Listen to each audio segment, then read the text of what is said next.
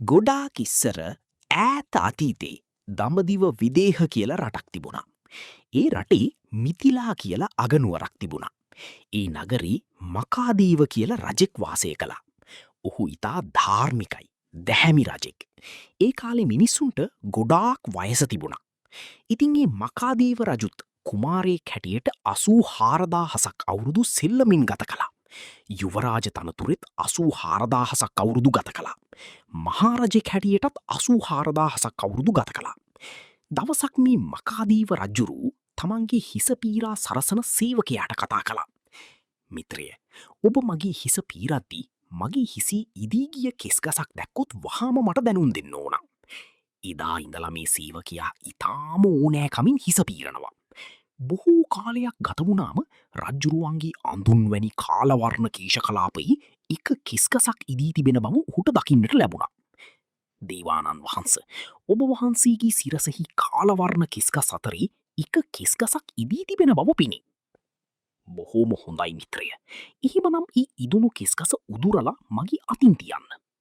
එතකොට කෙස්පීරණ සේවකයා රන් අඩුව ගෙනවිත් බොහෝම පරිස්සමින් ඒ ඉදුණු කෙස්ගස ගැලෙව්වා. මකාදීව රජ්ජුරුවන්ගේ අතේ තිබ්බා. ඒ විද්දී මකාදීව රජුට තව 84,000ක් අවුරුදු ජීවත් වෙන්න කාලේ ඉතිරි වෙලක් තිබ්බා. එසේ තිබියදීත් ජීවිතය ගැන මෙහෙම සිතුවා. මගේ ජීවිතේ ගෙවිලා ගියා නවි. මාරයා පැමිණෙන බව ඌ මට දැනුම් දුන්නා. තමන් ඉන්න ගෙදර වහලට ගිනි ඇවිලුණා වගේ මේ ලකුණ.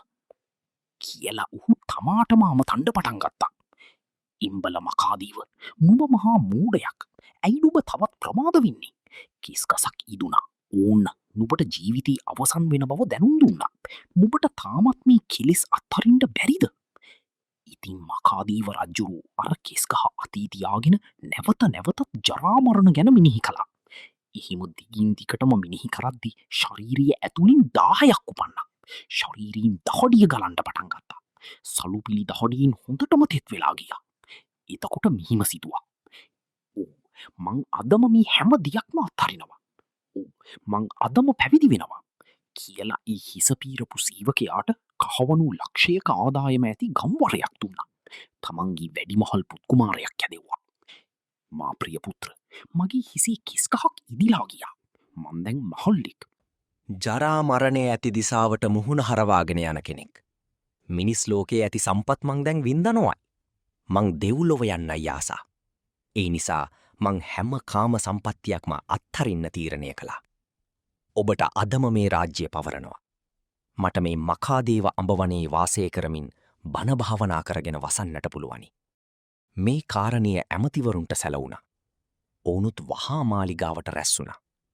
දේවයන් වහන්ස, ඔබ වහන්සේ රජකම අත්හැරලා මේ සියලු සැප සම්පත් අත්හැරලා මේ තරම් ඉක්මනින් පැවිදි වෙන්න තීරණය කළේ මන්ද? ඒ මකාදේව රජ්ජුරුවෝ අර ඉදී ගිය කෙස්ගස තම අතමත තබාගෙන ඒ ඇමතිවරුන්ට කරුණු පැවසුවා. ඉතින් ඒ මකාදේව රජු එබඳු සුළු කරුණකිනුත් ගිහි ජීවිතය ගැන කලකිරුණා. පැවිදි වෙන්නට කැමති වුණා.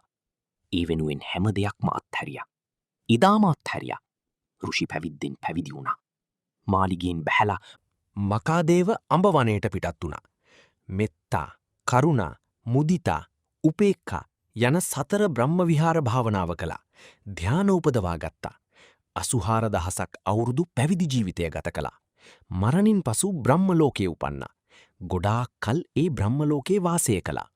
ආයමත් ඒ බ්‍රහ්ම ලෝකෙන් චුත වුණා. ඒ විදේහ රටේ මිතිලානුවරම නිමිරාජයා නමින් රජ වුණා. ඒ රාජවංශයේ දීර්ඝ ධාර්මික පාලනයට උත්සාහ කළා. ඒ රාජකීය ජීවිතය අත්හැරියා. ආයමත් පැවිදි වුණා. බ්‍රහ්ම විහාර භාවනාව කළා. ඒ අඹවනේම වාසය කළා. නැවතත් මරණින් පසු බ්‍රහ්ම ලෝකයේම උපන්නා.